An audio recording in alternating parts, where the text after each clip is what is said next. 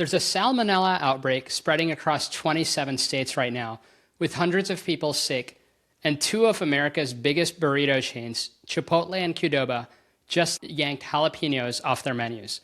So what's going on and how can you stay safe? In the next few minutes, I'll show you exactly how this happened, whether the jalapeños in your own kitchen are dangerous, and the one cooking rule that'll protect you from this outbreak, and the next one. And I'm going to tell you some interesting facts about jalapeños. Heat kills salmonella almost instantly, but the jalapeños on your burrito never get hot enough. And I'll tell you the exact temperature that matters. You cannot wash this off. Rinsing a pepper does almost nothing against salmonella, and the reason why will change how you handle produce. I'm also going to get into really fascinating history about the jalapeno pepper and where it comes from, and how the science behind these hot peppers recently won a Nobel Prize. For background, I'm Neal K. Shah, a Johns Hopkins and NIH-funded caregiving researcher and the CEO of CareYaya. I've helped thousands of families navigate aging, dementia, and serious illness care. I'm not a clinician, but a researcher and an innovator in caregiving. And my job today is to turn this scary, fast-moving news into something that you can actually act on. If you know anyone cooking for loved ones who are older than 65, like an aging parent or a spouse or even themselves, please send this to them. That one share could help keep someone you love out of the hospital bed. So let's get right into it. 27 states, 345 confirmed illnesses, 36 people are already hospitalized. The bug is a specific strain called Salmonella javiana. Health officials traced it to fresh jalapenos grown in Sinaloa, Mexico, brought into the country by a California distributor called Coast Citrus. Those peppers went straight into restaurants and wholesalers. Two states got hit the hardest so far. Minnesota and Colorado account for more than 200 of the cases between them. And when Minnesota's health department interviewed the sick, a pattern jumped out. Nearly 9 in 10 had eaten at the same fast food chain in the 2 weeks before they fell ill.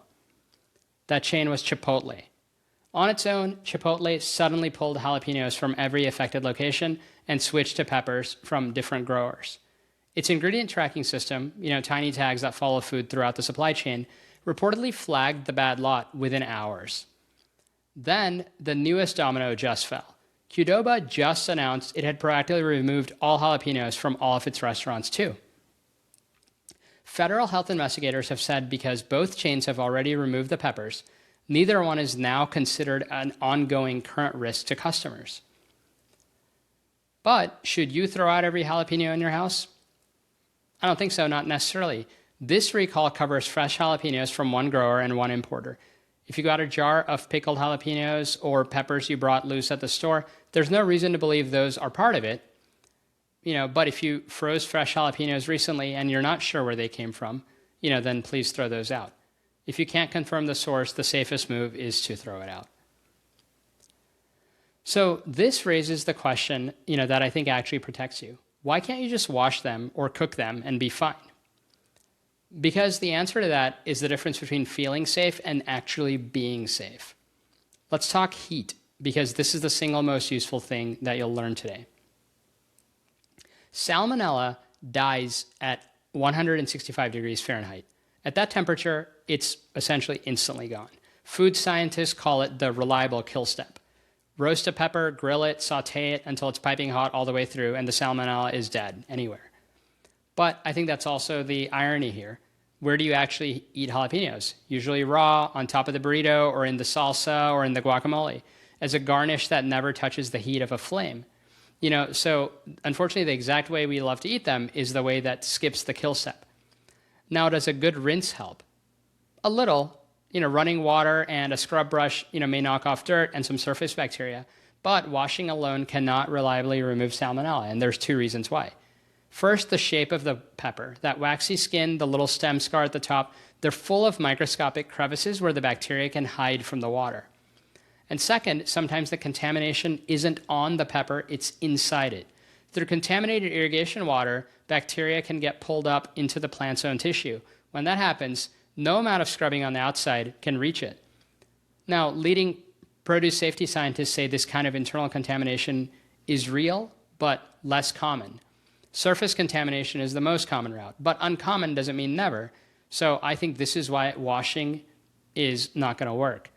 And one hard rule while we're here, never wash produce with soap or bleach. It's porous, and that means it'll soak up the chemicals, and then you may eat the chemicals. So use plain running water only. Now let me take you back to the summer of 2008 because we've lived this exact story before. That summer, people started getting sick with Salmonella. 1,442 confirmed cases across 43 states, nearly 300 something hospitalizations, 2 people even died. At the time, it was the largest foodborne outbreak in our country in over a decade.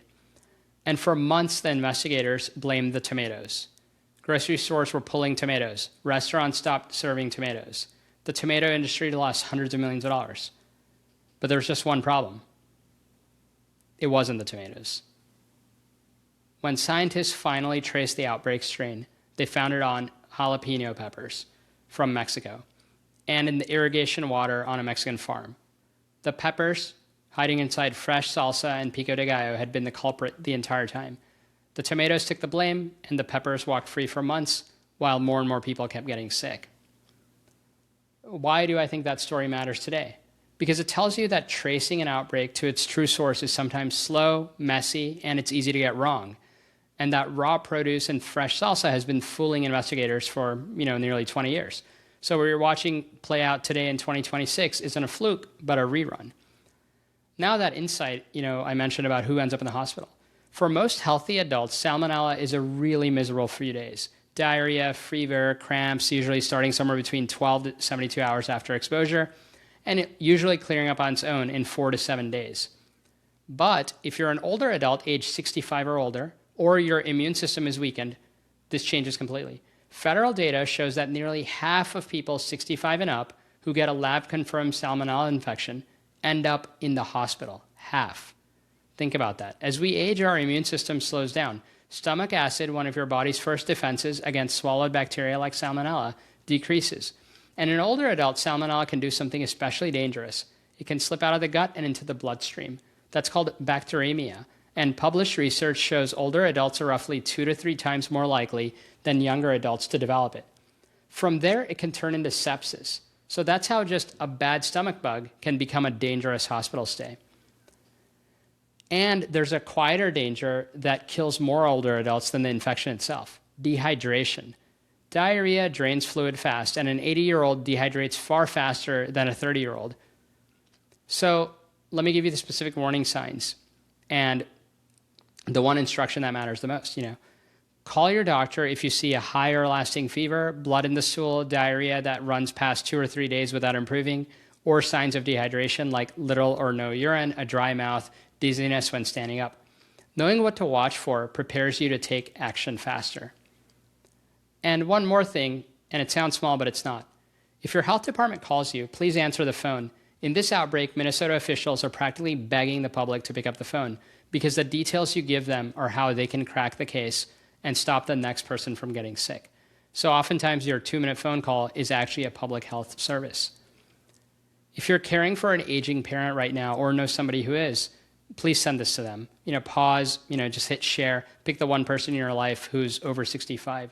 That's the whole point of our channel, to turn, research into something practical that protects real people. Now let me take it in a different direction, because the jalapeno pepper, I think, deserves better than just today's fear about the Salmonella recall. This little pepper has one of the great histories in food. Let's start with the name. Jalapeno means from Jalapa, which is the capital of Veracruz, Mexico, the town that was the pepper's trading hub for centuries. It's a name from the ancient language used by the Aztecs. And these chili peppers go back much further than that.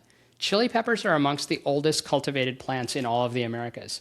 Archaeologists have even found evidence of people harvesting wild chilies 8,000 years ago and farming domesticated ones 6,000 years ago, right in east central Mexico, right where the jalapeno story begins. Then came October 1492. Christopher Columbus reaches the Caribbean looking for the black pepper trade route to Asia. He finds these fiery peppers instead, and in one of history's great naming mistakes, calls them peppers, even though they're not related to black pepper at all. The name stuck across every language in Europe. Within about 30 years, traders had carried these chili peppers from Mexico all the way to Africa, India, China, and Japan. One historian called it the fastest conquest of the world by any spice in history. So the heat that's in the Thai curry, Indian vindaloo, Sichuan hot pot, all of that traces back to a pepper that Columbus mislabeled. And you know the word chipotle? A chipotle is simply a ripe jalapeno that's been smoked and dried. The word comes from the ancient Aztec language, chil meaning chili, and poctli meaning smoke. Chipotle means literally smoked chili. The Aztecs smoked their thick jalapenos because they'd rot before they could dry in the sun. So the next time you order something chipotle, you're ordering a technique that's hundreds or even thousands of years old. And how do we even measure a pepper's heat? For that, meet Wilbur Scoville. In 1912, Scoville was a pharmacist working for a drug company trying to standardize the burn in a medicinal muscle rub. His test was almost comically simple. Dilute pepper extract in sugar water and keep diluting and see how far you have to go before a panel of tasters can't feel the heat anymore. That dilution number became the Scoville scale, the one that you still see on hot sauce bottles today. A bell pepper scores at 0. A jalapeno scores a modest 2,500 all the way up to 8,000 units. A habanero pepper scores 100,000 and up. So over a century later, we have all this fancy lab equipment, but we still use a chemist scale from the early 1900s to measure this. And that burn itself, it won a Nobel Prize. In 2021, a scientist named David Julius won the Nobel Prize in Medicine, partly for using capsaicin, the compound that makes jalapenos hot, to discover the exact receptor in your nerves that senses heat and pain. It turns out the burn of a pepper isn't just taste at all. It's your pain nerves being tricked into thinking they're touching something hot. That discovery is now the basis for real prescription pain patches. A chili pepper helped unlock the mystery of how our human body feels pain. And one last flourish. The jalapeno pepper has literally been to outer space. Back in 1982, an astronaut smuggled fresh jalapenos onto the space shuttle as a snack. And in 2021, NASA grew chili peppers aboard the International Space Station. One astronaut called them her best space tacos yet. And here on Earth, Texas made the jalapeno its official state pepper in 1995. So not bad for a small pepper from a small Mexican town. So now the second outbreak and why this ties everything together. While the jalapeno salmonella story unfolds, there's a second and much larger outbreak happening at the very same time. A parasite called Cyclospora that was initially linked to iceberg lettuce grown in Mexico and served at another fast food chain, Taco Bell, has sickened now thousands of people across several states, sent hundreds to the hospital, and tragically recently claimed its first 2 deaths, both people with underlying health conditions.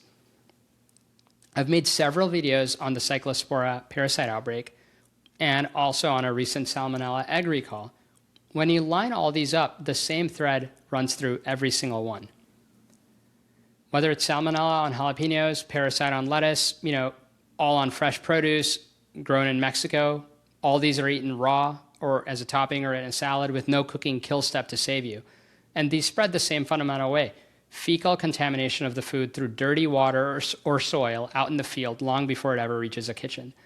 So the danger often starts in a field that you will never see, in a supply chain that stretches across a border and passes through a dozen hands, which means the single most protective thing you can do, is simply to say, and basically know where your food comes from. So let me leave you with all the tools here. First, get on the alert list. Go to foodsafety.gov and, sign up for the free recall updates. The FDA and CDC both have them. You'll know about the next recall before it hits the news. Second, read the label. On fresh produce, look for the country of origin label. It's required, and many people just look right past it. Ask your grocer or ask the restaurant where their produce comes from. I think sometimes these questions change how seriously they take it. Third, when in doubt, just throw it out or cook it. That's not my line. I think the FDA's exact guidance in this outbreak, a $2 pepper is never worth risking a hospital stay. And fourth, shorten your own supply chain where you can. The local farmer's market, local farm box, or a pot of jalapenos even grown on your own porch. They can grow beautifully in a container. This won't guarantee safety, but it'll cut out a lot of the risk in the anonymous middle. And, in the kitchen, 4 words that the CDC, lives by: clean, separate, cook, and chill. Wash your hands 20 seconds. Keep a separate cutting board for produce and for raw meat. Cook the risky stuff to that magic 165 degrees. And refrigerate within 2 hours. If you're caring for an older adult, one more free line worth saving. The Elder Care Locator, 1-800-677-1116. It'll connect you with local aging services, including meals programs that handle food safety for you. And 211 will point you to help in your own community. So here's what I want people to carry out of this video. Not fear of a pepper. The jalapeno has been feeding people for thousands of years and outlasts this recall. But what I want you to carry is one image. Picture the person that you know or love that's over 65. Picture them sitting down to a plate of food they didn't grow from a place they've never seen, trusting that someone somewhere checked it. On most days, someone did. But on the days that our system is slow or messed up, the person who protects them is you, because you knew, to ask where the food came from or to cook it thoroughly so they wouldn't have to take the risk. So please do two things for me before you close this. Share this video with another person who it may help, and please subscribe and follow along so the next time that something's wrong with our food supply, you're not the last to know, you're the first to know and to warn everyone else. I'm Neal K. Shah. Let's help care for each other, and I'll see you in the next one. Thank you.